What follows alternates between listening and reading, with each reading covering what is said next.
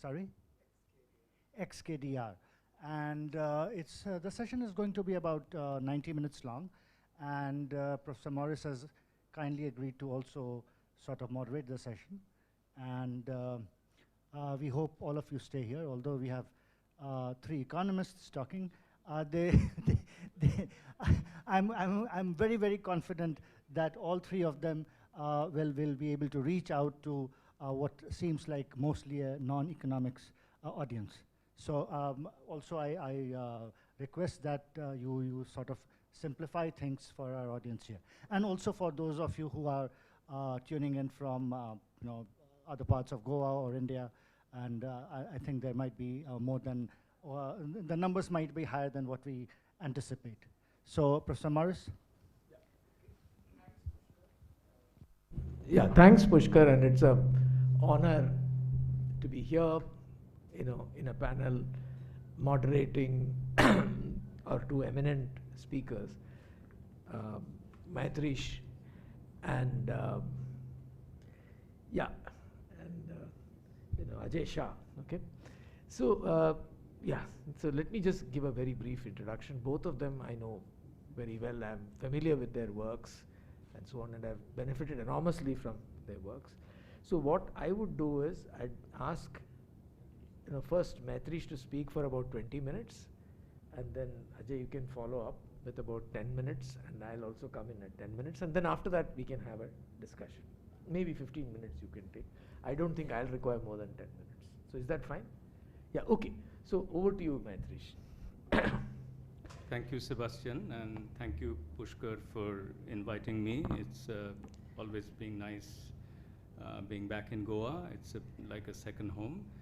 I don't typically do much work stuff here, but Pushkar has at least a few times, deviated me from that rule, but it has been with pleasure. So today, this is the equivalent of the slogovers, where you need to. Everybody's tired, and there's evening celebrations are on the cards. So I'll try to make it as stimulating as one can, subject to the somewhat dry numbers and maybe some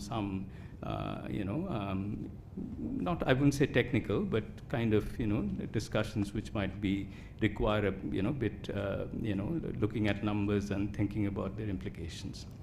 So without much ado, I would just start. So given the title of the panel that was suggested, I'm going to go from macro to micro, so aggregate growth rates and what does it imply about the growth rates of income of different income and wealth classes.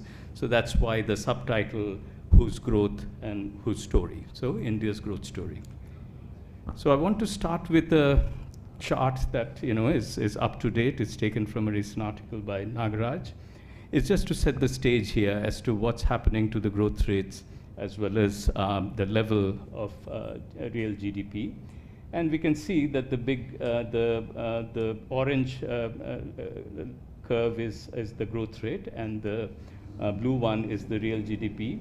And essentially what we can see is that the pandemic dip and the recovery is there. You can see that. But even before that, even before the pandemic hit, there's been a bit of a decline in the overall growth rate, which started around 2015-16, okay?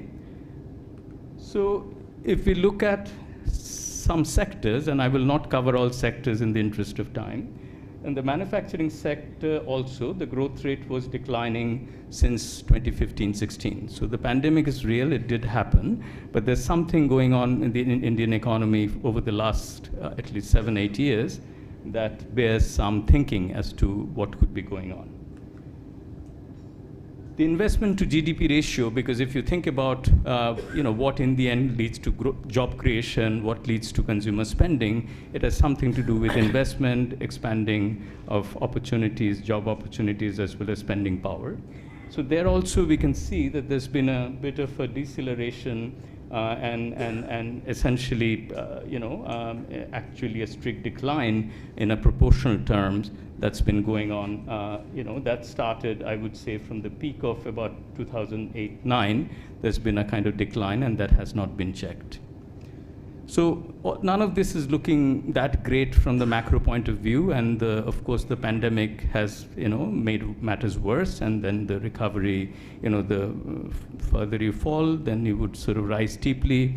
So that's a different discussion as to whether India's recovery was particularly praiseworthy, or is it just mean reversion to the earlier trends. So I want to now look at a bit of not a very long-term view, but at least last couple of decades, what's going on with sectoral shares, what's happening in agriculture, etc. So here I draw on some recent work I'm doing with Rishabh Kumar. This is a cluttered graph. I acknowledge it. It's like my suitcase before a business trip. I packed a lot of things. But let's ignore everything else and just look at the blue and the green things and the gray one and the left axis. So essentially what this is telling us is the fraction of GDP employment on this, let me correct myself. So if you look at the left vertical axis and the horizontal axis, it spans 1990 to 2020.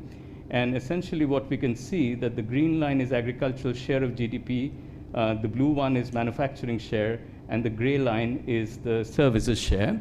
So we can see that there's a bit of a stagnation, even decline in agricultural manufacturing, partly offset by the rise in the services share. But this is all proportional. If something goes up, something else has to go down to keep the overall percentage within 100. But I have also, on the right axis, I've also given some employment numbers, again, relating to manufacturing. If you look at percentage of total employment, those curves here, you can ignore the red one. That's a little bit of a insider baseball type things. What happened when they changed certain classifications in terms of organized sector, how it's defined. But the bottom line is that formal manufacturing employment has been stagnant, and it's around 5%. Now, those of us who deal with these numbers, it's no surprise to us, but to those who don't look at these numbers on a regular basis, this should kind of, in a way, alert you to the fact that what we would call proper jobs in an economy, good jobs, the kind of jobs that you would, want people to have, that's a very small fraction, right? And therefore, and that is also not doing so well. So here I've just summarized the things. The share of formal jobs in the organized manufacturing sector, a very small proportion of the labor force. Share of agricultural and manufacturing GDP has not moved much since 2005 and has declined slightly. However, you have to keep remembering agriculture still employs 50% of the population, slightly less, 45 actually, but yeah. And the growth of manufacturing jobs have been pretty flat over the last decade. So whatever we think about our growth rates, whether it's among the highest in the world and all of that, it has to be in the background of this kind of overall macro scenario. So now I want to sort of, open the box of this aggregate macro level things and get a bit to things that affect the livelihoods of people, looking at a more disaggregated scenario of what's going on. So this graph actually involved a fair bit of work in summarizing a lot of things. So those of you who are not necessarily following what is now being dubbed the Great Indian Poverty Debate 2.0, there's this debate as to what's happening with poverty. And the source of the debate is really that the NSS Consumption Expenditure Survey was not published, the last one. So the latest figures we have is now more than a decade old. So most of the conjectures have been using other data sets to try to get a sense of what's happening with poverty, which is unfortunate because if, forget extreme poverty, even if you take sort of a more relaxed definition of poverty, majority of the country, population is at that level. And therefore, it's whatever is happening to the economy, that is clearly important. So here, these are the numbers. So essentially, if you look at, first ignore the green line, because I will come to why I'm including agriculture there. So essentially, if you look at that black line, that black boxes, that's the poverty, percentage of people below the $1.9 per person per day PPP thing, which is close enough to the Tendulkar poverty line, which is the standard thing that the Indian government uses. So there's been a decline since 2011-12. After that, there has not been any kind of data that's officially available. I'll mention some of the debates because there was a leaked version of the NSS report that came out, and some people did some calculations based on that showed a marginal increase in poverty in 2017-18. But leaving that aside, what the World Bank poverty headcount, if you go to the World Bank website, that's based on some recent work by Sutito Sinha Roy and Roy van der Weydt, they have used CMI data to match the NSS sample. Sorry for the jargon, but roughly speaking, NSS is the standard sample for which we have time series to make it comparable. They tried to fit the CMI with that. They show a fairly sharp decline, and according to their estimates, is about 10% right now. But this has been questioned again because of the representativeness of the CMI sample. They go at where people are, as opposed to more remote areas and so on. Now, one of the reasons I put in some of these other curves, in particular the agricultural share, is most of the poor live in rural areas, and what is happening to agriculture will surely have a bearing on poverty. So the fact that that line has been fairly flat makes us really skeptical about the sharp dip that we see with the World Bank number, okay? So if I summarize this, Indian poverty has undoubtedly reduced at the 1.9 PPP in a long run sense since the last few decades, right? Certainly since the early 90s. And most historic poverty has fallen either with agriculture or vulnerable employment. So poverty is strongly correlated with these other measures, including vulnerable employment, which you can see this blue thing. That is for which ILO, using PLFS and other numbers, they produce these statistics. They have been fairly flat. So once again, that makes us question as to whether poverty has really declined significantly in the last decade. So essentially, poverty elevation happens either because agriculture is experiencing a lot of growth, which is not, that's counterfactual, that's not the case, or a lot of people are moving out of the agriculture, and some of the numbers I've showed you already suggest that that hasn't been the case. So I've already mentioned the problem of data, and then these other sources that have come to throw light on this thing, and it's another matter whether they have generated more heat than light, because we are, essentially it's a bit of a groping in the dark in the absence of numbers. And therefore, our general assessment, and Rishabh and I have a couple of pieces, one published and others ongoing. We kind of put the overall estimate of poverty doing various kinds of exercises at essentially at this range, which a conservative conclusion would be there has not been any significant decline in it. And what we are saying is not incredibly controversial, because Bibek Debroy, who's the chairman of the Prime Minister's Economic Council of Advisors, in one of his pieces based on PLFS numbers, have basically said that his estimate would be it's around 18%, which is not in our interval, but not very far. So I want to now spend the next, how many minutes do I have? About 5 minutes? Maybe a little more. Okay, maybe a little more. So I was being conservative. So I want to now to sort of come back to the subtitle of my talk and try to present a set of exercises I'm doing with one of my PhD students at LSE, Lin Chuan Shu, which is essentially use the World Income Database to generate growth rates by income decile. So it's the same growth rate, like we see for the average GDP or GDP per capita, but we have a method by which we can, compute it for the different income or income groups. So this is gross national income, and I don't want to bore you with the standard definition of national income accounting and what is the difference between GDP and gross national income. Summary thing, this includes foreign earnings and expatriation of money, etc., as opposed to what's produced in the country. So there we kind of see that the gross national income, that's the level, and this is the growth rate that is, over this span of 1980 to 2021. There's not much to really take from that. We don't see a secular pattern in the growth rates. It's generally been 5%, and then there has been dips, and then of course, more lately there's been a strong downward dip due to the pandemic, etc. Right? And that's kind of the general picture. Now, what I'm going to claim is that this heterogeneity is hidden by overall growth figures, and there is evidence of rising inequality, okay, and which of course connects with the poverty point I was saying. So essentially, this is the World Income Database. We kind of use whatever they have, and it's a fairly rich data set, subject to some limitations, which I'm happy to discuss if you're interested. So here, what we have is essentially the income share of different groups, right?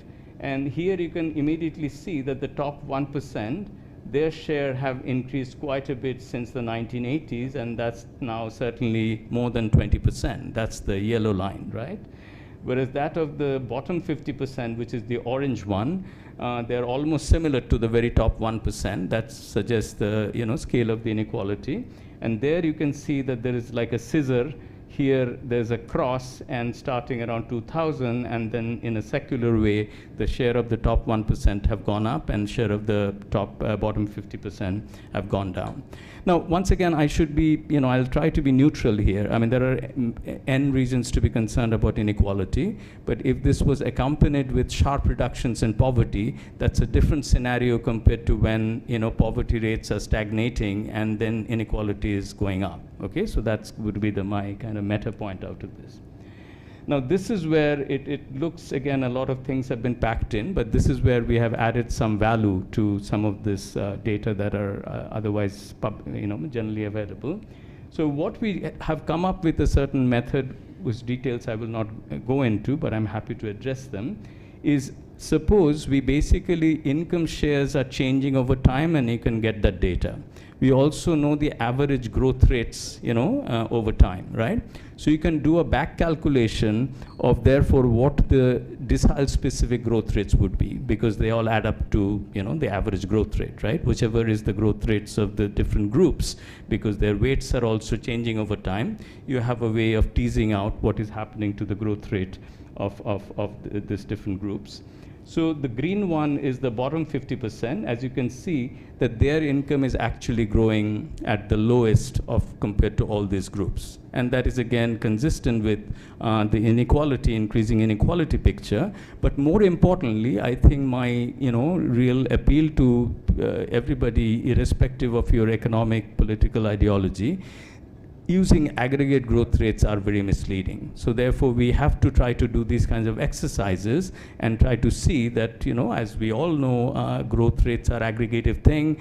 In one country, if one person is earning 1,000, the other person is earning 1, and the 1,000 person's income grows up quite a bit, and the other person's doesn't change, the aggregate growth will look pretty good, or the average growth will look pretty good, but it wouldn't really say a lot about what's happening to the overall economy.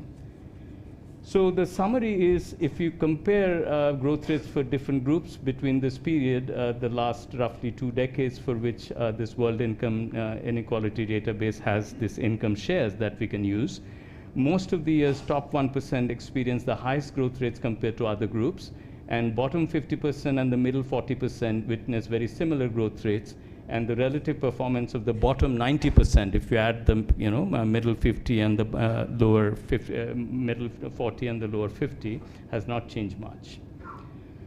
We also do some international comparisons, because I often feel that whenever you're sort of looking at numbers as saying this is high, this is low, there has to be a benchmark. What is happening with comparable economies, what's happening with the developed world, and so on.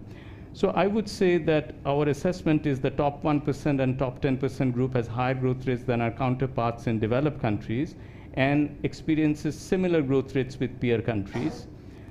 If you particularly look at India's bottom 50% groups, growth rates are higher than developed countries, but again, lower than of China and Indonesia. Okay, so this is, so India is not an outlier here, but it's also not exactly the shining, you know, it's like not the shining example of a trickle-down growth where, you know, with general growth, that's sort of dispersing or spreading all through the economy.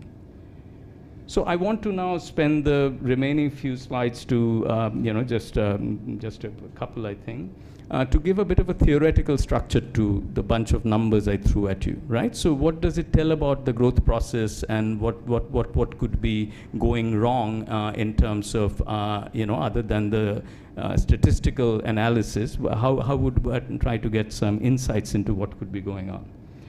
So one of the things that I think that's important here, and that's a hypothesis you know, I'm working with, is essentially there's a two-way interaction between the production process that generates a certain goods and services, right, that reflects demands of coming from different income groups. But this production process then demands inputs and their wages or returns to their capital or skill, and these two things have to be in sync. So a positive scenario would be where you have, you know, growth in demand of, say, mass manufacturing goods or goods that have high labor elasticity. That would feed into sort of wage growth, employment growth, that would then feed back into the positive demand side. So essentially, if you look at, there's been a recent, I'll come to that in a second, some anecdotal evidence on what is happening to the demand pattern. But basically, this is kind of a more formal way of saying that growing income and demand elasticities for different goods implies the gradual transition from backward sectors to more advanced, high value-added or higher productivity ones. That's how growth spreads and how an economy structure transforms itself. The induced changes in factor demands for capital and labor affect how much income agents with different degrees of capital ownership or skills would obtain. And because of this interplay of this, you know, demand pattern and then the, you know, factor incomes that are then generated, essentially, you know, need to be in harmony. Otherwise, my analogy would be, it's like the engine of growth. Think of a train, literally something with an engine, right? The compartments at the back would not be moved very much because the link with the main engine has been weakened by both the demand side as well as the you know, final consumption demand as well as factor demand. Okay, last slide. So there's some anecdotal evidence as to what's going on. So Vivek Kaul has a recent essay where he reports some numbers on certain sectors such as two-wheelers, small entry-level cars, train travel as opposed to air travel, fast-moving consumer goods, etc., where there has been a genuine deceleration. And these are the kind of goods that typically would come from middle or lower income categories. Coupled with the stagnant labor market picture that I presented earlier, this really suggests that, you know, whatever is happening to our aggregate growth figures, there's a real risk that the engines at the compartments at the back have gotten a bit disconnected. Sorry for overshooting if I... Oh, okay. You through? Okay. So Ajay, go ahead.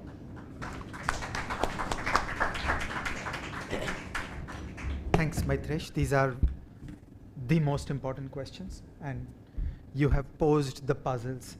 I want to say three things.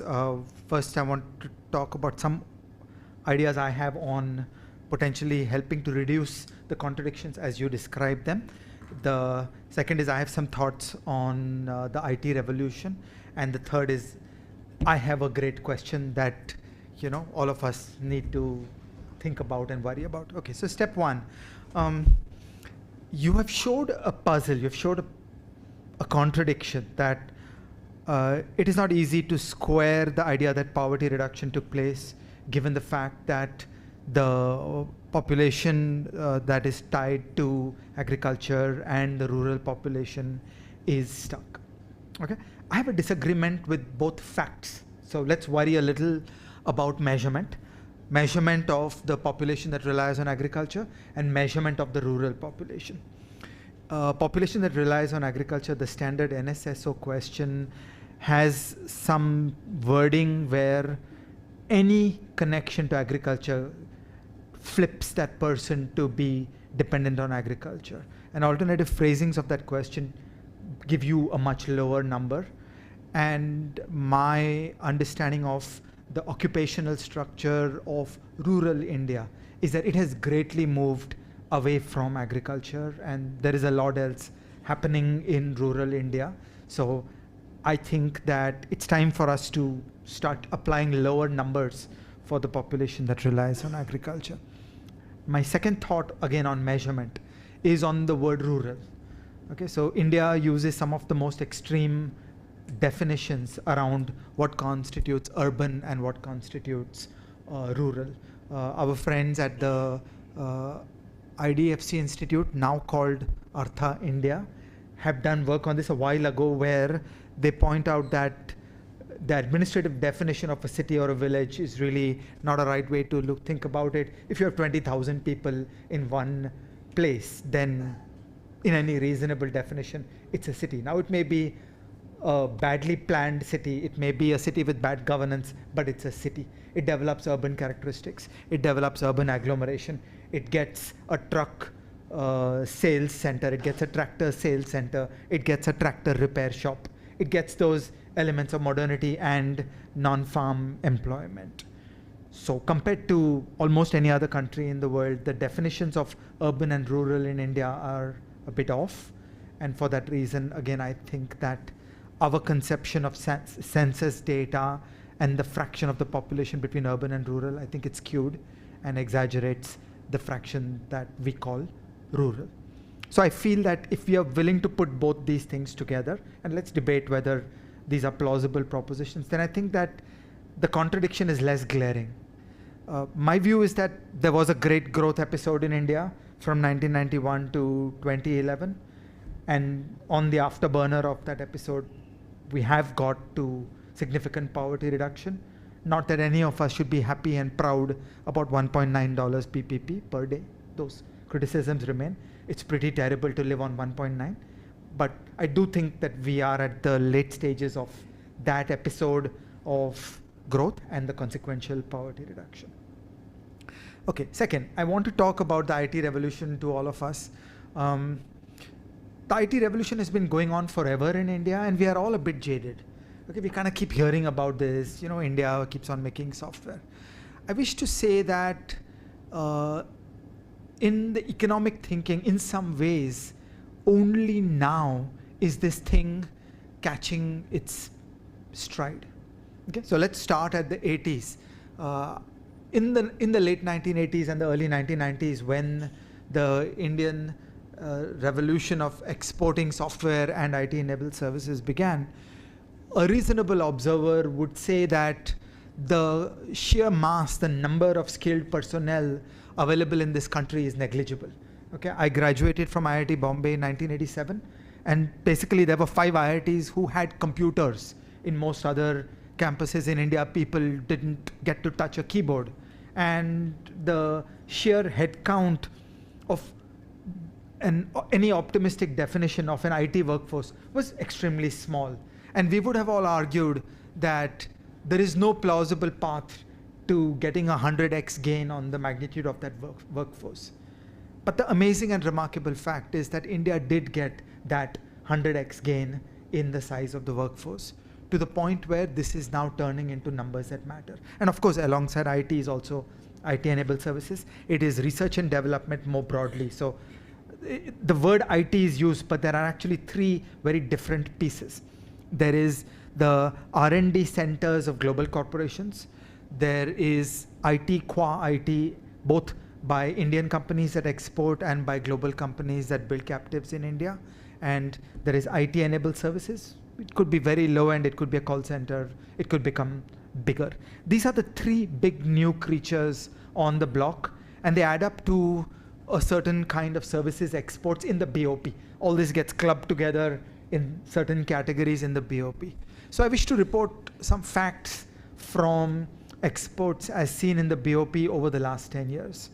The striking, and you need to remove nominal, you need to switch from nominal USD to real USD to take out US inflation, particularly because in the last few years there was an outburst of inflation in the US. There was 20% US price growth in the last 5 years. So 20% is big enough to be confusing. So the simple calculation that I did was to start at the nominal USD export data in the BOP and knock out United States inflation. And that gives us something real that we can touch and feel. And the quick summary is that over the last 10 years, in real terms, Indian manufacturing exports has had a compound growth rate of about 2%.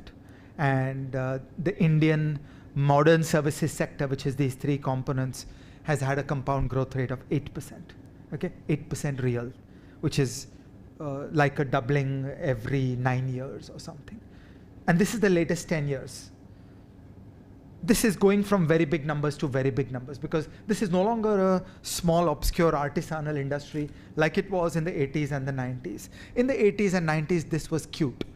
This was 60 minutes talking about the IITs. Today, it's not small and artisanal. Today, this is a very large workforce. This has geographically spread all over the country. It's there in Noida, it's there in Gurgaon, it's there in Calcutta, it's there in Bhubaneswar, and of course it's all over the southern cone. So this is a very big industry in India today. Again, measurement is a bit hard to do. I have another interesting fact. You need to choose the definition of an industry correctly, because there are a couple of alternative definitions, but if I use what I think all of us can agree upon as a reasonably standard industry definition, then in the CMIE firm data, the IT and IT-enabled services industry is now the biggest industry of India. And no, they only count Indian companies. So on top of that, you've got foreign companies running operations in India that don't show up as a legal person in India, that don't show up in the CMIE database. But even if I exclude all those foreign operations, if you look only at Indian industries, Indian firms, then today, it's a remarkable fact. Well, I did this about 2-3 years ago, but the basic fact stands that it's not petrochemicals, it's not running the world's biggest oil refinery, it's not automobiles, it's not textiles, it's not garments, it's not whatever. The biggest industry, looking at a database of 55,000 Indian companies, is IT and IT-enabled services. So I want to say that there's something remarkable going on in the IT and IT-enabled industry. IT-enabled services industry. We're all a little blasé about it. We're jaded. We're bored of that subject because it's got too much coverage. It's got too much media. And for a long time, we economists have always led the way, saying, yeah, it's cute, but frankly, it's not big enough to shake this giant country. And I wish to say that this is now reaching magnitudes that are actually considerable, and it continues to have a powerful growth rate. And compare and contrast an 8% real USD exports growth of the last 10 years in services versus 2% for manufacturing. And so I think that it is a picture of India that is emerging, that there is a pretty large industry. It's $200 billion, $300 billion, depending on how you choose to measure it, millions of workers, and high growth rates, and that's the dynamics, that's the energy of the growth of the Indian economy. And that's consistent with your picture about high income growth at the top, because these couple of million workers and their households are getting that first flush of income gains. And I do believe that in time it will trickle down. It does trickle down. People buy washing machines and hire household helps, and that does trickle down. And we'll see how all that unfolds. But I feel we're in a new place in India in terms of the economic materiality of this industry. So I'm just saying that we as economists should not be dismissive about all this, as we have correctly been in the past. In the past, it was just cute. Today, it's big numbers. Finally, my third suggestion for all of us today is that there is one mystery on my mind that I do not understand, and I'd love to have thoughts from all of us here, which is the rough, quick fact that I'm going to do very rough approximation because exact numbers fluctuate. But I think all of us will agree around these broad facts that the working age population is about 1 billion people. 16 to 64 is about 1 billion people. And the labor force is about 400 million, 420. Okay, so you can look at different sources and get somewhat different values, but by and large you are there.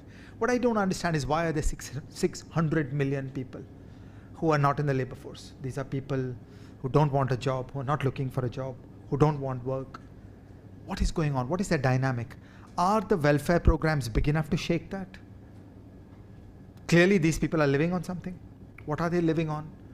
What is their moral universe that makes them unwilling to step out? I'm trying to remember the name. Who was the person who did that paper on algorithmic management? Yeah, Niyogi. What is your name? Yeah. Her wonderful paper showed us something amazing in India today, that there is something better than NREGS today, and that is called Swiggy. That is called an Amazon delivery worker. Anywhere in India, on demand, a low-skill job is available for a person to get on a two-wheeler and do deliveries. Why are more people not taking it? What is going on? So there is just something remarkable that this is a country of about 1.4 billion people. Yes, let's leave out the other ages. This is a country of about 1 billion people in working age. About 400 million are in the labor force. I'm not fussed about the unemployment rate, but 600 million are not. And it's been years and years, and it's stuck, and it's stable. And there are jobs available on demand. And I'm not talking NREGS. I'm talking a market equilibrium. The price of a Swiggy delivery worker solves on a classical labor market. There is no labor law distorting that price. So why does the classical labor market not clear? Why don't wages go down by half? What is going on?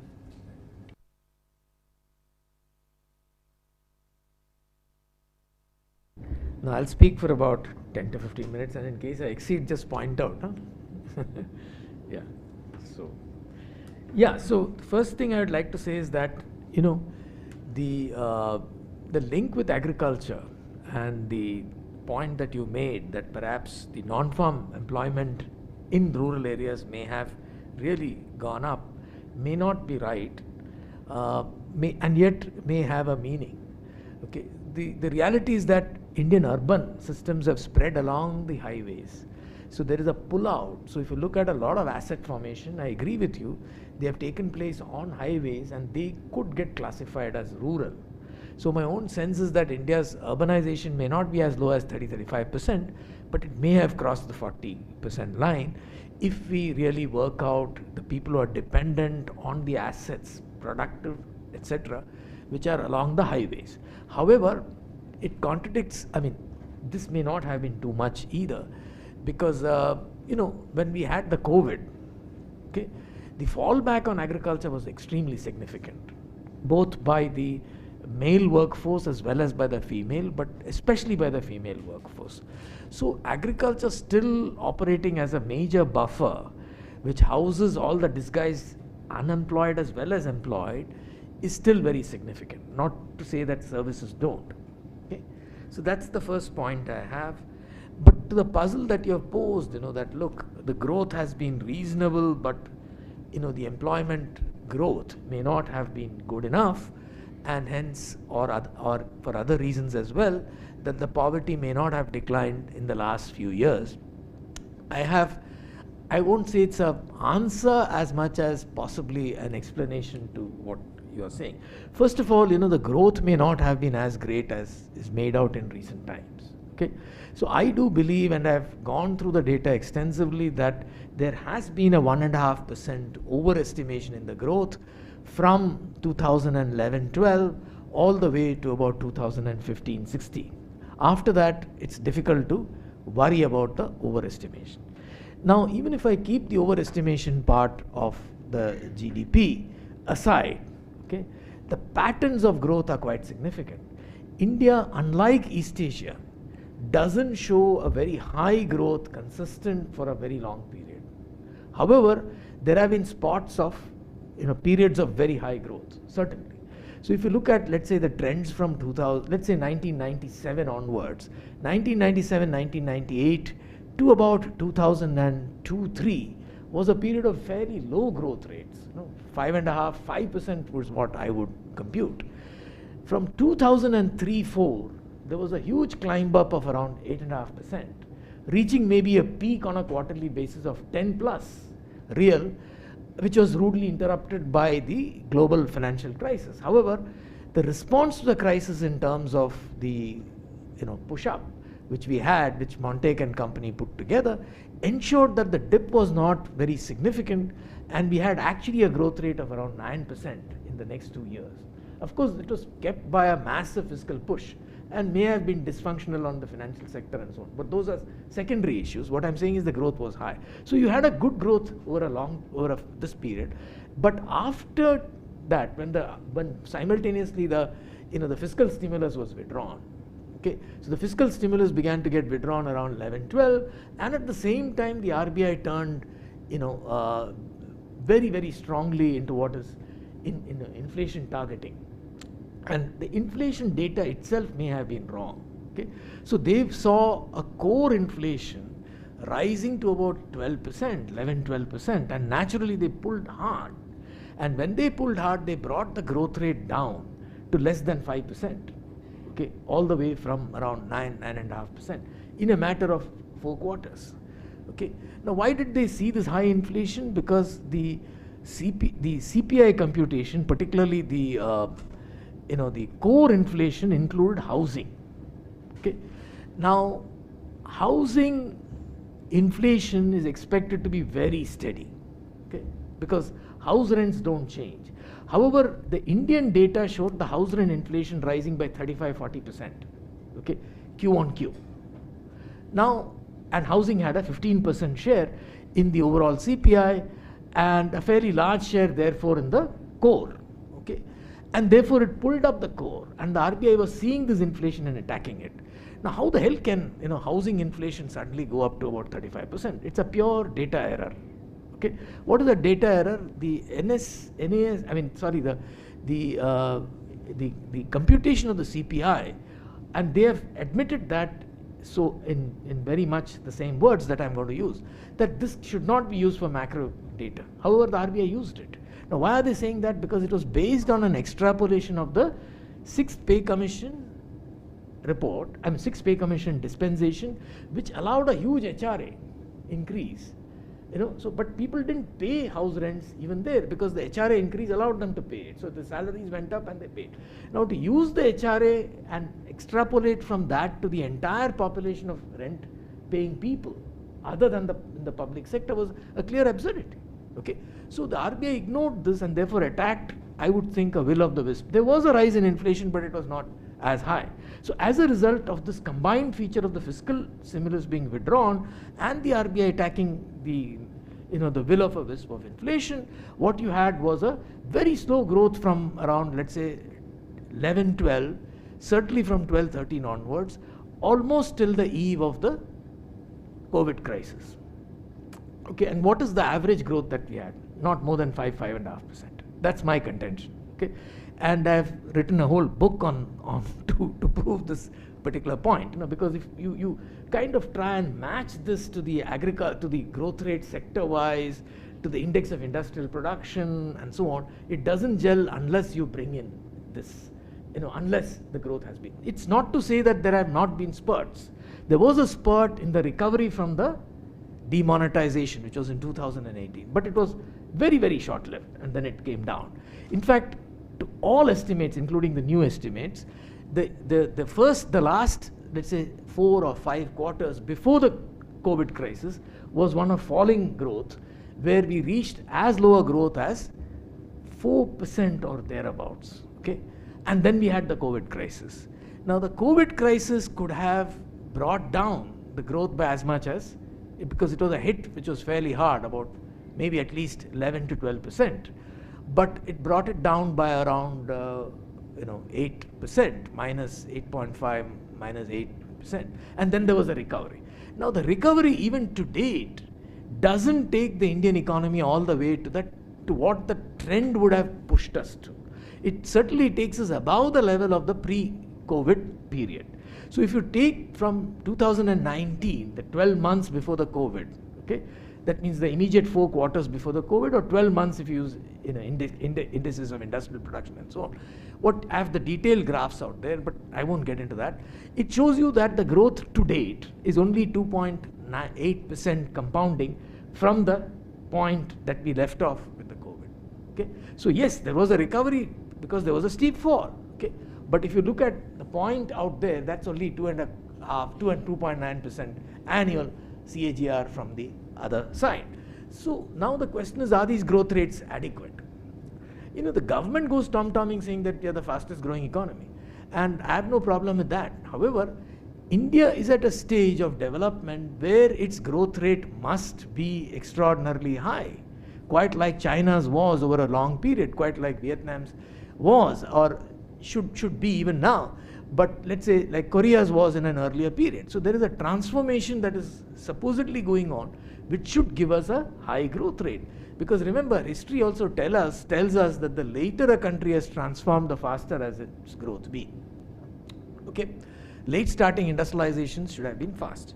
However, Indian growth kind of shows that pattern a little bit. You know, growth has accelerated from the early days, no doubt, but it has not gone on unambiguously to give us those 8 or 9%, which I would believe it's capable of had the government merely allowed it to grow. Okay. Now, if you look at why this growth rate was not there, I would not go into a reasoning, I'll just state it. One is enormous uncertainty let loose by the BJP government. Okay. Enormous uncertainty. Automobile sector, you attack it, you know, so badly, and remember the automobile sector houses something like, with its direct and indirect immediate, you know, input and output industries, it houses something like 40% of manufacturing. So you hit an important industry like that so hard, and you are going to see massive effect in terms of employment.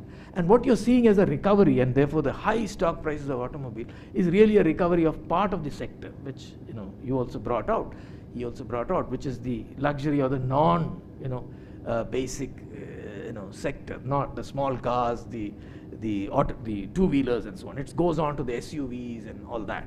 Okay, so uncertainty is one. The chasing of, you know, inflation targeting, continuous chasing of inflation targeting by the RBI, and that was never let loose till actually Shaktikant Das came in. Okay, and he may have corrected it partly. The earlier two Reserve Bank governors were hell bent on attacking an inflation whether it existed or not. Now that may have been very important. The other is of course demonetization and GST, because GST raised the effective tax rate given that the adherence is now better. So there was no compensation for that in terms of a higher, you know, expenditure which should have come elsewhere, and that may have really, you know, hit hard the demand side. There are many other things. The public spending or government spending itself, in fact this is the only government which in at least two budgets that I have chased them after coming on, you know, 2014, which was a 9-month, and then the second one and probably the third one also, whatever the budgetary expenditures were, they underspent that by anywhere from 5 to 7%. Now that would really have put a demand depressionary effect on the economy. So there's a huge demand side problem, even though much of the supply side may have been, you know, better. So having said this, you know, that the growth may have been affected, the growth may have shown sharp patterns. What I'm trying to say is that the effect in terms of poverty and unemployment is delayed when the growth is. So there won't be a coherence, and you're likely to see the last effect, okay, of very slow growth dominating. Okay. I would add just one more point to that the Indian industry, okay, time, right? Thank you.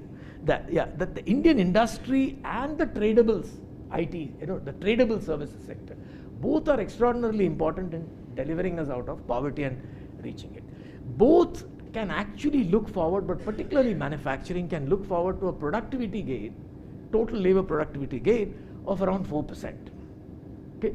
So unless growth is significantly above, you're not going to see any, you know, kind of positive distributional effects. Okay? So it only pushes the argument back to very high growth rates, transformative East Asian like, you know, growth rates which India should aim for. Okay? And I think there the government has miserably failed because of its, you know, uncertainties. However much it thinks it has actually contributed, you know, through PLI and so on. The PLI itself is seen as very, very uncertain. Okay? So I'll leave it there. Okay?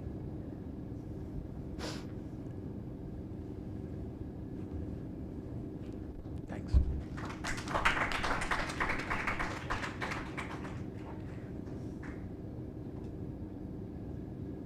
Yeah, I think now we should have questions. Kinshuk, yeah, go ahead. Kinshuk, why don't you manage the questions? I'll find because, yeah, come. Come here. Yeah, you raise your question and. Sure. Yeah, sure. My question is to Ajay. Like, I think one is question, another is answer to your puzzle. Answer from my perspective. The question is that you said in your talk that if we look at the rural areas, we not only the agriculture, we need to look at the non-agriculture. I think you're referring to non-farm activities. And you said that a lot of activities are generated in the non-farm. But data are not reflecting that part. So whatever data is showing that still 45% of the labor force are engaged in primary sector. And primary sector is predominantly agriculture and related activities. So can you please elaborate when you talk about non-farm activities in rural areas, what are these activities and why they are not showing up in the data? This is one thing. This is my question to you. And my observation with respect to your the labor force puzzle is that I think one quick answer to your question is that our female labor force participation rate is dismal and is declining for the last 2 decades. And it's very strange, like our growth rate was going up and our female labor force participation is around 22-23% even now. And last 4 years, it has improved a bit, but is improved, they have joined back the agricultural sector. So as per the last 4 PLFS data, showing that yes, some improvement in the female labor force participation rate, but that is because they are getting back to agriculture. So if you have female labor participation less than 25%, if you look our male labor force participation, it is quite comparable with the labor force participation of developing countries. So the problem lies with the female labor force participation, and there are possibilities that there are underestimation of labor force participation. And another thing is that you say that if there is why the wage is not falling. Actually, wage is actually falling, and sometimes now the employment and wage figures are disconnected. Like we have this concept of quote unquote working poor. People work, but still they remain poor. So even earlier we had a kind of a perception that if we can give employment to people, they will be moving from below to above poverty line. But presently the situation is not that. You can be working, you can be part of the labor force, but still you will be poor. So the last point regarding your this question that why people don't take up Swiggy, Zomato type kind of a job. Those jobs are non-standard, precarious. These cannot be called even jobs. There are no kind of job security, even like the entire concept of job is not there. Those Zomato, Swiggy, Ola, Uber, they are not even calling themselves employers. They say they are aggregators. So if you are kind of glorifying this type of job opportunities, I think we are doing a disservice to the concept of employment as such. And this is another way of exploitation of labor, and all the dismantling of entire labor employer-employee relationship.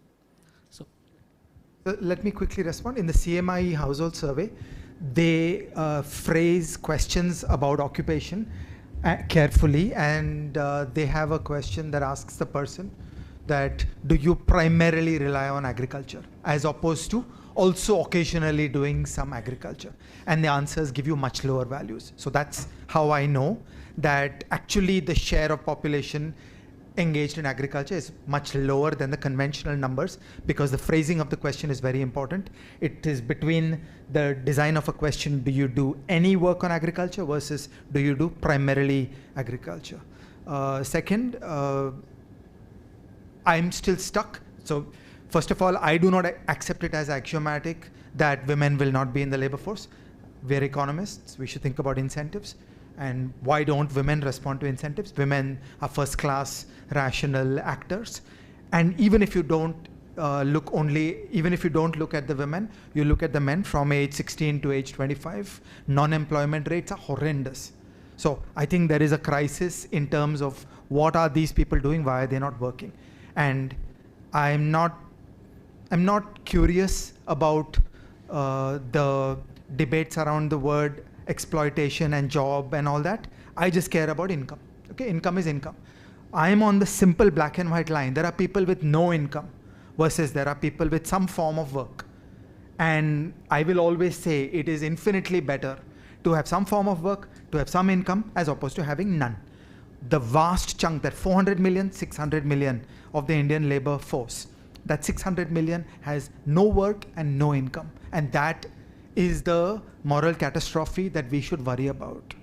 So I think it is much better for a person to be doing a gig economy job, to be managed by an algorithm, to be submitting to the discipline of a workforce and earning an income, as opposed to having nothing. Yeah. Okay. So more questions? Yeah.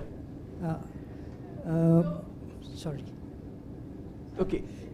Okay, you both, one after the other. Yeah. So let's take a few and then we'll. We've been hearing about growth and jobs and all of that. I'm not an economist, so again a layman question. I've been hearing also about the fourth industrial revolution, and of course we are all hearing a lot about artificial intelligence right now, and that's not the future, that's the present. It's something that's ongoing. So what impact do you think that is going to have on various sectors of the economy, including IT, ITES, and manufacturing? Okay. Before we answer, let's take a few more questions. I'm noting these, So I really have a comment. So a speculation on your puzzle, which is not even going into the exploitative nature of the jobs, etc., just an income generation, why the markets are not clearing and pushing the wages down. So if you go back to this theory of capacity curve written long back by Debraj Ray and why people cannot join the labor force, so part of the reason could be that these jobs are primarily city-based, right? So it would be interesting to look at perhaps what are the unemployment rates, or not unemployment, non-employment rates that you're talking about in the cities versus rural regions.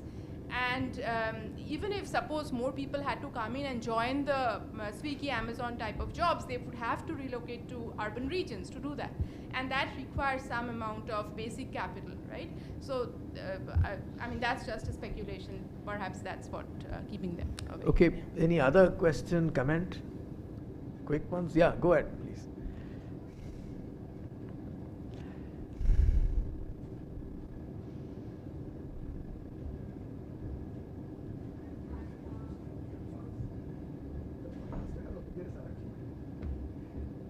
Hi, my question is for Professor Ghatak. Since you talked about disaggregating some of the growth stories, one of the common disaggregation is around the interregional disparities, and I wondered whether you could tell something about the trend of the regions within India itself, if it's similar to the narratives we've heard in the past, or is it shifting, or?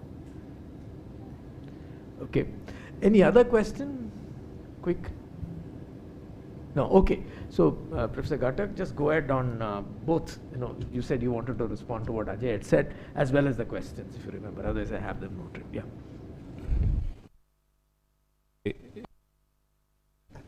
That's it. Okay. So, I'll take the last question first because it's more fresh in my memory. But do remind me if I, and I know the AI point, the fourth industrial revolution. Otherwise, I was, happy that some of the questions went to Ajay and partly, reduces some of the things I wanted to say in response to his thought-provoking, as always, comments. So yes, going back to this regional disparities point, I don't have the numbers calculated here, but it's a very valid question. I have looked at some aspects of these numbers, which is SDPs among the poorest states like UP, Bihar, and the richer states like Tamil Nadu, Gujarat, Maharashtra, etc. And there's no convergence. So one of the standard terms we use in the economic growth literature is typically, other things constant, those who are poorer will grow faster because they have greater capacity to grow, and then some resource constraints and other things kick in and you diminish. But if anything, in the regional scenario, certainly over the last 2 decades, there's no evidence for convergence. And there's also, it shows up in the state, the division of central revenues across states and some of these debates. But since I don't have those numbers on top of my fingers, I really wouldn't want to give specific numbers, but I can say with confidence about the divergence point. So the artificial intelligence and how it's changing the face of the economy. We heard a couple of presentations already about the digital economy and certain aspects of it, etc. Let me take us, since this was a bit outside the domain of the specific discussions we're having, and it was kind of a big picture general question. So let me answer that and not necessarily, connect it with some of the other themes that came up. So my sense is I see two things happening. Clearly, the job situation partly reflects the rise of AI in the formal sector, in the organized sector.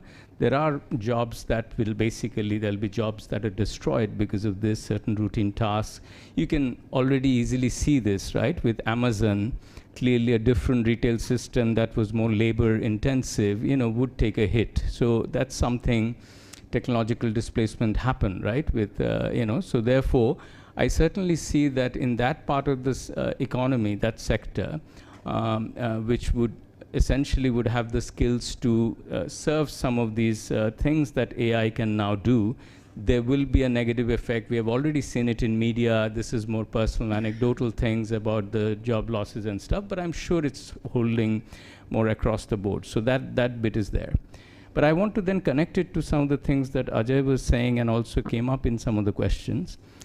See, there's always this chance that whatever we are discussing now has been discussed by, many, many times in the past. In particular, I would like to invoke the name of a very famous development economist in the 60s, whose work we still, actually not 60s, in fact, his most famous paper was in the 50s, Arthur Lewis, who came up with this idea of a dual economy, and somehow, the point that I want to emphasize, it relates both to your question and Ajay's comments. His puzzle was there is a rural-urban wage gap, yet there's insufficient migration. And his theory was something in the rural support system, you give an average share of the farm produce, as opposed to in the urban areas, you have to fight with jobs and so on. So this is now still a very thriving area of research and development economics. So there's a lot of work that's going on. But the bottom line is, and that relates to Ajay's point, so maybe I didn't fully understand the moral crisis you're saying. I think the moral crisis is people who live at that level, the bottom 50%, they're clearly not living on welfare support. Even Surjit Bhalla's work on PDS, and if you allow for PDS, how much poverty estimate changes? 1%, 1.5%, right? So clearly these guys are doing something, maybe scavenging, maybe hunting, maybe gathering, maybe doing petty activities, whatever. It's not like they have the generosity of a Scandinavian welfare state to do that, and then all this thing about rights versus welfare. I think it's a bit of affluent classes. I don't think that's the point he was coming. That's why I said the moral crisis should be ours. That whatever is happening to that 50% or more, they are not connected to the main engine of growth. And I take the point about, I have written on this on the past, but I was still taking the national income statistics at face value. And there are every reasons, even the current chief economic advisor, V. Nageswaran, he also, before he took on this job, supports Arvind Subramaniam and others' calculation. There could be something by a few percentage points off. So therefore, that is there. So therefore I want to say that this is a long-term puzzle, right? And the reason is the pandemic showed very clearly that those people who migrate in urban areas, with whether it is, and I'm more on Ajay's side on this one, that in the end you want income. Of course you want the income in a better package. We all want people to have good jobs, right? And not precarious jobs. But still it's better than not having that opportunity. In fact, to quote, and this is where the ball I'm going to give is going to swing both left and right, which is Joan Robinson once said that the worst thing than exploitation is not having the opportunity to be exploited at all. Which is, and she is a very left-wing economist. All she's saying is that not that in the absence of these, people are, really having wonderful lives and whatever. So the benchmark is different, and I agree with you that these job conditions should improve, but that's a separate discussion. But anyway, so I don't want to hog all the time. So I want to, therefore, come to this point that, as I said, that during the pandemic, clearly there's something in the safety net. There's something in the safety net that you would give up these things and the risk, and you didn't have a sort of health or other kind of social safety net support, even though as somebody who perhaps, is known for not being particularly congratulatory on the government's economic policies, it did ramp up some of the welfare schemes, and they have, and maintain there. So, despite that, these people went back. But I want to now, just in the maybe a couple of minutes, just go to some of the points Ajay raised, and as always, very thought-provoking and interesting to grapple with. See, I'm agnostic on data stuff and measurement. As we speak, people are questioning whether the NSS sampling base is a valid one, whether, what is the contradiction between the census and the NSS, then national income statistics, we already heard some critiques. But I also believe that numbers, we have statistical theories of some putting some bounds on measurement errors. I don't want to go to a postmodernist extreme where everything is subjective. Maybe we are extremely poor and somehow we have been misled to think that is not. So I do see the numbers state something, but we have to understand the biases, put some bounds on that. Otherwise, there's no progress. Otherwise, for example, poverty, there's no data. We might as well not discuss it, right? So that would be my thing. So now, just to go to some of Ajay's things, leaving aside your comment about the puzzle I was posing, I'm puzzled by the IT export stuff that you're saying. I believe your numbers, I absolutely have confidence in that. But the export to GDP ratio is not looking good, right? It has not looked good, and it is not looking good. So clearly, my sense is it's no longer a cute little thing with promise. These are now, Infosys, Wipro, and many others. These are giants in the world and, in the whatever. But I still think proportionally, they may contribute, very little to employment, in terms of, overall impact on people. And also, even to income, it may not be that much, because if you really look at, our sort of the income tax exemption limit or whatever, right? That's right, 7 lakh rupees and so on. And, below that, you don't even have to pay income tax. But even that number is 4 or 5 times the average per capita income of the economy. So clearly, whatever these IT sector jobs and so on, they are at best creating a little Silicon Valley, in a vast ocean of poverty. So, I think it was Amartya Sen who said that India is like a Silicon Valley in sub-Saharan Africa. So, whether one, literally takes this analogies or not, but there's an element of that, and that goes back to my point, and that is not ideological, political, methodological, that there is an elasticity factor here, the growth engine, and I'm actually going to be subject to the caveats on national income.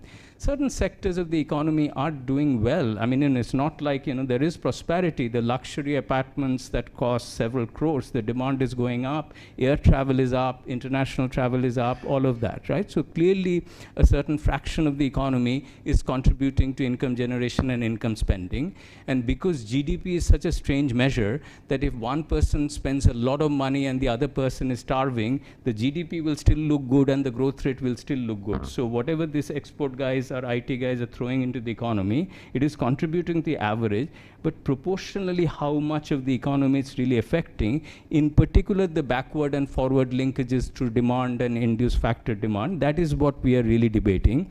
If you're a tribal person, coming from, say, Jharkhand, or, how are you going to get that Swiggy job, despite holding the precarity and others? I'm not saying you can't. It happens. Economic development happens. Lives do get transformed. But we have to think about what facilitates this movement to the extent they want to do it. I mean, nobody, should do force industrialization that, some countries have attempted. So that's sort of my, kind of a little bit of a counter puzzle to his puzzle. I will wrap it up. My only other point would be, the critique that Ajay had about agriculture versus non-ag, rural versus urban, if I take those curves out of my, the graphs I showed you, the general point about poverty, looking at PLFS, looking at the leaked NSS report, they all kind of paint not a very positive picture. So therefore, holding that part of the debate aside.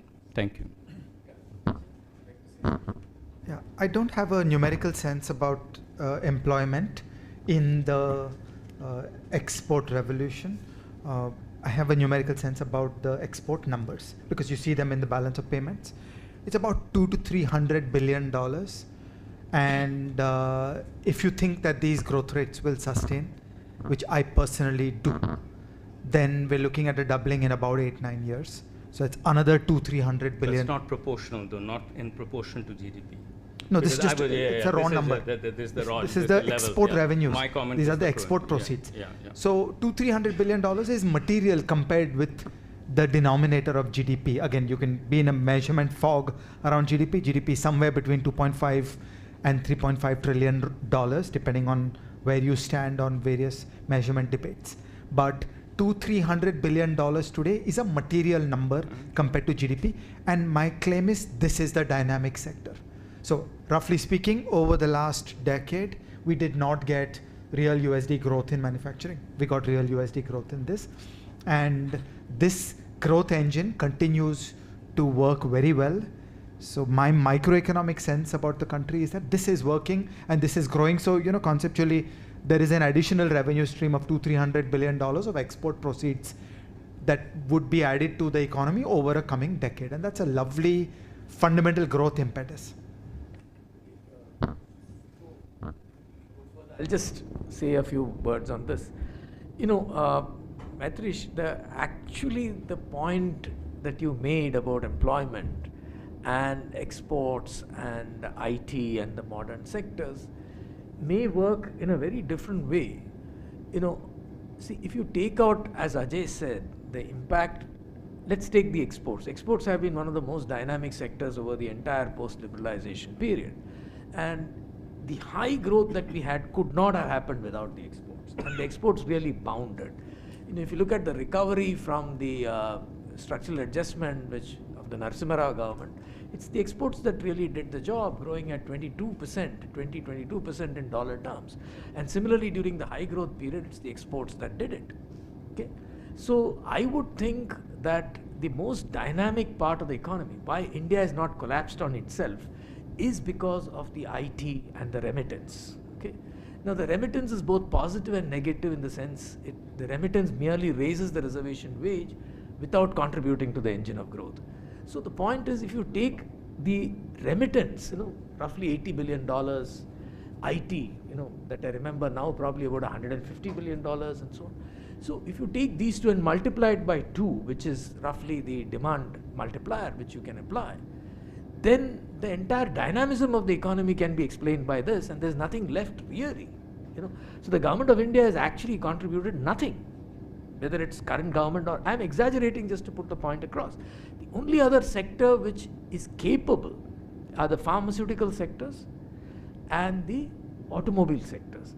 And both of them had their policy, guidance, I would say correct policies more or less, laid in the 80s. So if you trace back, the auto sector's growth is entirely due to D.V. Kapoor's initiative when he was, the Secretary Department of Heavy Industries, and similarly the drugs and pharmaceuticals as a sound foundation in the industry that was created on reverse engineering based on the 1970 Patents Act, which gave competence. So my point is, actually, growth is the most important thing, and the IT sector, the remittances save the economy. Okay? Now, yet the same thing may not get reflected in employment. Okay? Because the employment elasticity in the IT sector is with GDP, with their value added, may be the highest, but still, much less than 1.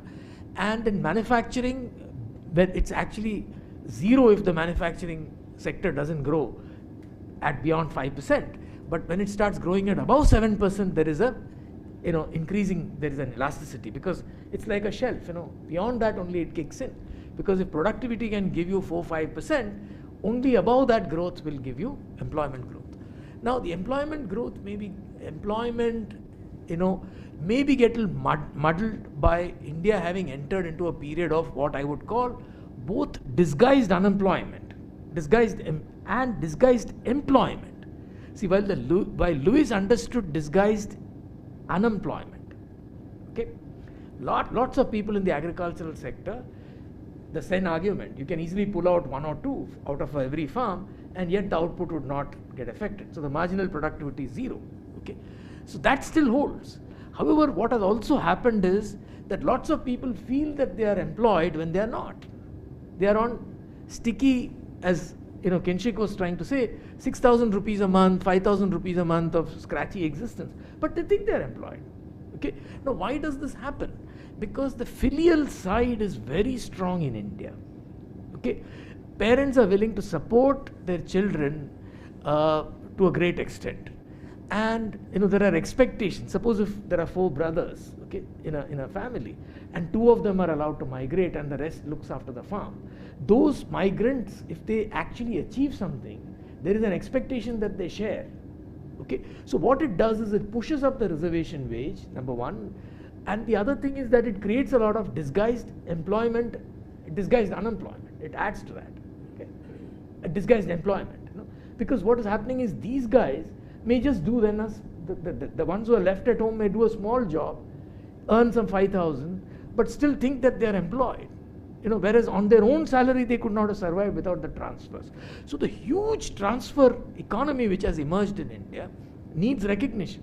Okay, Goa, for instance, my sense is Goa's official population is about 1.5 million. It may have hardly grown to anything more than 1.6. I probably think it has fallen if you look at the original Goans in 2011. But the living population here may well be in excess of 3 million. And all these people are sending, by our standards, peanuts back home, but by their own standards, fairly significant sums. I think if you take, say, my computation based on the Oriya workers in Gujarat, when we had to do that study, there were more Oriya workers in the manufacturing sector in Gujarat than in the whole of Orissa. Okay? So of course, these guys were getting their arms cut, but the fellows who were working in the Alang shipbuilding cluster, for instance, earned about 3 to 4 times that much as they could have earned in Orissa. Okay? But with a very high accident probability.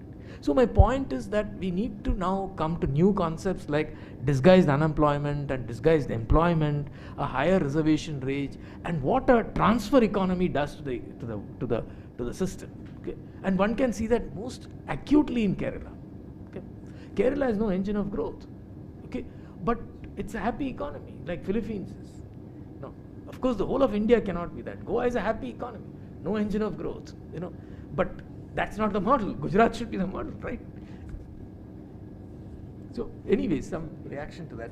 Further questions if there can be.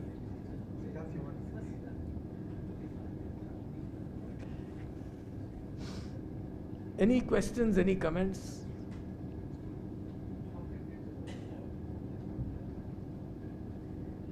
Okay, great. So I think we can continue. You would like to say something? No. Okay. We achieved the unthinkable. We finished a bit early. Yeah, no, I thought it was a good discussion. Thank you. And in particular, I think Sebastian's point about remittances is an important one because of the train analogy I gave you. That is one of the linkages too, other than supply, demand, and all of that. That clearly, that could be, I think that's a good point.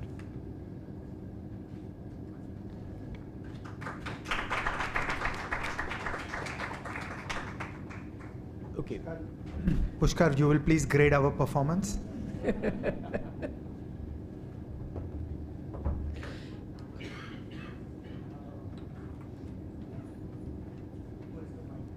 Here.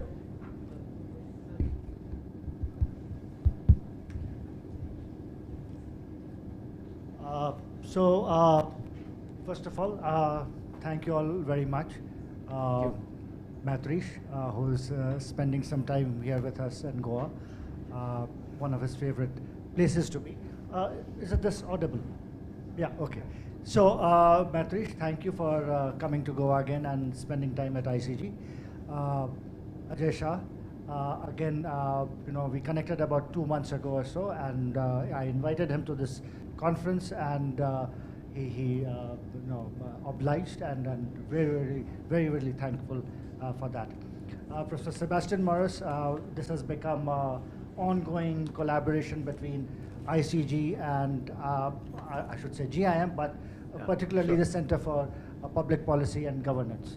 And about 30 odd participants from the conference, some other people who have dropped in out of curiosity. I thought I would ask a question, but I think we'll leave it to leave it for dinner in a much more informal setting. I mean, this I know is a very, very informal setting, but dinner sooner than later would be a better setting.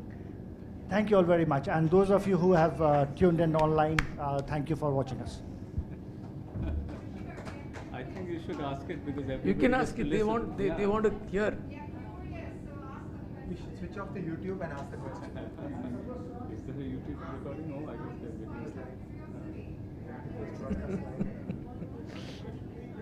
Yeah, Pushkar, why don't you go ahead and ask?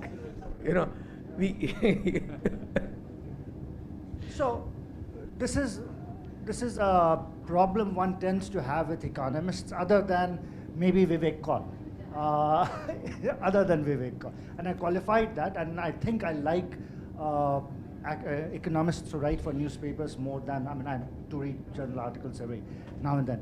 So my question is this: for all the debates that have been going on about growth, equality, inequality, poverty, and so on, and now all the questioning of the data that we have, whether it is right, wrong, how much off the mark, for those who do not understand economics, if all three of you were asked to sum up in a non-economics language, what the hell is really going on? Because for most of us, I think it's fair to say that we are absolutely frustrated reading about, scooter sales are going down, exports are going up, this arrow goes one way, that arrow goes another way, what's happening to unemployment, disguised employment, disguised unemployment, the female labor force participation has been sinking really, and why should it not all be a matter of grave concern? We can of course talk about the positives that are happening, and I think when yesterday we talked about how the banking sector has become much stronger and in recent years. So if you were given this opportunity to say, okay, three ways in which non-economists can understand what's happening in India's economy. Okay, Pushkar, I'll go first because my answer would be that's a devastating commentary on the panel, because we thought that we were trying to explain things in as simple terms as possible. But as a great scientist once said, that things should be as simple but no simpler. And that's why I did quote Vivek, because he had some folksy examples based on some, number crunching too. But you see that, the trouble with making this arguments is whatever you can verbally make, another logically consistent set of argument can be easily made, and then we cannot separate as to what's going on. So first of all, I don't think that, I think Ajay painted a bit of a more rosy thing, but if you're saying that, if you, and that's where maybe I should have looked more suitably glum, but I don't think any of my slides pointed to anything worth celebrating here. If anything, I thought I was, kind of giving a somewhat dismal view of the stagnation and whatever. But bottom line is, see, and I'm, here I have to step out of these numbers and stuff as you're asking. It's very simple. How does economic growth or development affect common people, right? In the end, income earning opportunities have to go up, right? And other than development being a much broader metric and rights, and that's there. But I'm saying at the very basic level of these numbers, that's what it is, right? Income generation. Like Ajay was saying, why should we care about if Ambani builds a new industry somewhere, right? Only some people will get employed. Because of the trickle-down effect of the local, informal economy, the tea shop, coffee shops, the drivers, that's how it has happened. So I guess if I connect the points is, the macroeconomic scenario doesn't look even great on aggregate, and especially if you look at the data scenes, right? I think that Ajay is right, that there are certain sectors that you can see as that there's a potential there. But if I use the analogy of, suppose we are trying to sort of lift people like a balloon that wants to, lift sort of things, it is not big enough to lift enough people. A couple of people are holding on to it and they're getting lifted, and that's good, right? So I think the main problem is essentially integrating the informal sector, whether they're rural, semi-urban, or even urban. As you know, informal employment, that's an employment status, that's 95% of the labor force, right? They don't have a proper job contract, etc. So how to get them integrated there? And there can be many factors. One explanation of Lewis is people like the safety net there for transfers or whatever, but it also could be they're worried their land will be lost if they go to the city. So there could be legal changes like we were heard in the earlier session. But anyway, that was not one sentence, and it was maybe a bit of a, not a rant, but yeah, my stream of consciousness. Yeah, go ahead. Quick one. I don't want to answer your question, but I want to say something adjacent and yet different. In the 1990s, all of us believed that there was a defining choke point in India, and that was infrastructure. Okay, we believed that there were boundless opportunities in the global economy, and if only you could move sub-assemblies and spare parts to the pockets of India where low-price labor was available, then you could do manufacturing there, and you could ship it back to the world economy. Okay, I first met Sebastian Morris at a conference at the Gokhale Institute in about 1998. Susan and I drove from Bombay to go to Gokhale Institute. To beat the traffic, we left at 4 a.m. and we reached the institute at 10 a.m. It took us 6 hours to get from Bombay to Pune because there was a traffic jam at 6 a.m. Okay, this was the starting environment. We've got pretty revolutionary gains in infrastructure all across the board. Everything is better. The telecom is better, the airports are better, the roads are better, the ports are better. So the journey that began in the late 90s, okay,